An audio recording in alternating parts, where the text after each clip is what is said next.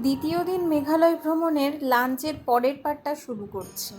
Lunch করা আমাদের হয়ে গেছিলো এবং তারপরে আমাদের ছিল আরও কিছু জায়গা ঘোরার। সেটা হচ্ছে এটা ছিল মাউসামাই কেভ, যেটা আমার মনেই পড়ছিল না। নামগুলো এমন এমন যে নামগুলো মনেই থাকে না। আমি ঢুকিনি, তার কারণ আমার অত শক্তি নেই বা অত সাহস নেই আমার এই কেভটাকে আমি পার করে বেরিয়ে যাব।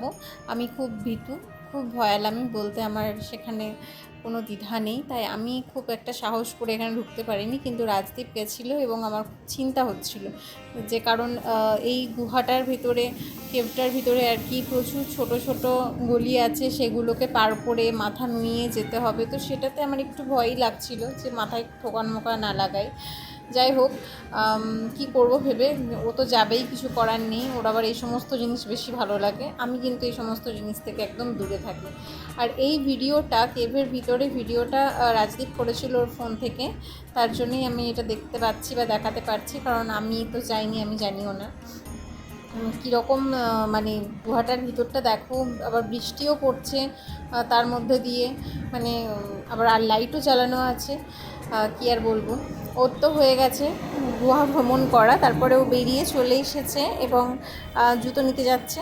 আর সঙ্গে সঙ্গে দেখো কেমন মেঘে ঢেকে গেছে পুরো আকাশটা, একদম পুরো মানে এটা জায়গাটা পুরো মেঘ চলে এসেছে, মেঘে ঢেকে গেছে। দেখে মনে হচ্ছে যেন কুয়াশা, কিন্তু এগুলো সব মেঘ চলে এসেছে এর উপরে।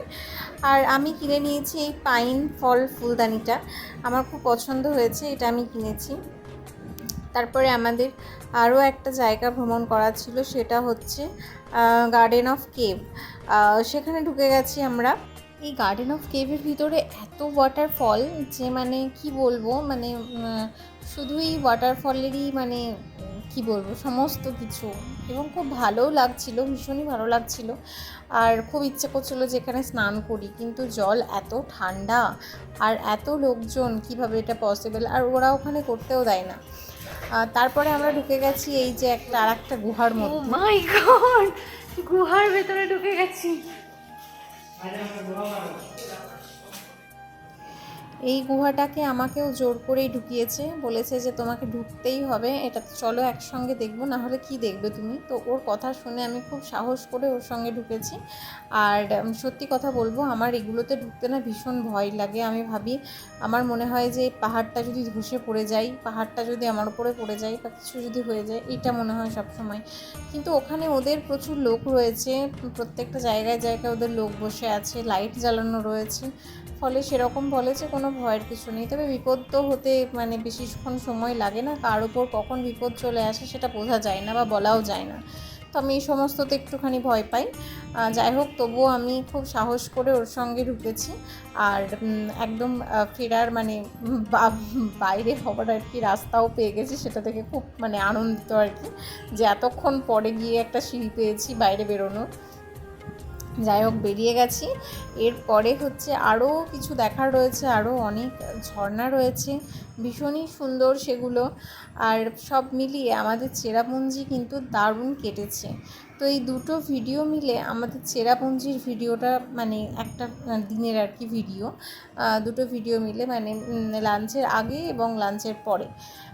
তো এই যে আর একটা ওয়াটারফলে চলে এসেছি, এটাও ভীষণ সুন্দর, প্রচুর উঁচু থেকে পড়ছে, এত মানে আওয়াজ, এত শব্দ, এত পাখির আওয়াজ, মানে মনে হচ্ছে যেন সত্যি কোনো একটা সিনেমার জগতে আছি বা সিনেমা দেখছি, বা অথবা কোনো একটা মানে কোনো কিছু লাগিয়েছি সিনেমার কোনো কিছু, এতটাই সুন্দর। আর এই ঝর্ণাগুলোতে মানে সত্যিই মনে হচ্ছিলো যেন বসে স্নান করি, অনেকক্ষণ সময় কাটাই। এটাই ছিল আমাদের সেদিনের লাস্ট স্পট আর কি। তো এটাই লাস্ট আমাদের ছিল, তো এই জন্য এখানে অনেকক্ষণ সময় কাটিয়েওছি, অনেকক্ষণ থেকেছি, সব মিলিয়ে আমাদের মানে দারুণ কেটেছে দিনটা। আর তারপরে এই যে ছিল একটা বাঁশের ব্রিজ, এই ব্রিজটার ওপর দিয়ে যেতেও কিন্তু খুব ভয় করছিল, এত উঁচুতে ব্রিজটা, একদম যদি কিছু হয়ে যায় পুরো একদম শেষ, এতটাই নিচুতে গিয়ে পড়বো। তাও সেখানে আমি সাহস করে চেপেছি। এবার সব কিছু জেনে বুঝে ঘুরতে যখন এসেছি, তখন কিছু তো করতে হবে, না হলে ফাঁকায় ফাঁকায় গিয়ে এসে কী লাভ। এরপরে হচ্ছে আমাদের সমস্ত কিছু কমপ্লিট, আর এখানে খাচ্ছিলাম ভুট্টা পোড়া। আর এটাই ফার্স্ট, এটাই লাস্ট, কখনো খাবো না, কারণ এত শক্ত ভুট্টাগুলো, মানে দাঁত একদম পুরো মানে হয়ে যাচ্ছিল। তারপরে হচ্ছে আজকের ব্লগ আমাদের এখানেই শেষ। দেখা হচ্ছে তোমাদের সঙ্গে নেক্সট ব্লগে, তো অবশ্যই তোমরা কিন্তু পাশে থেকো।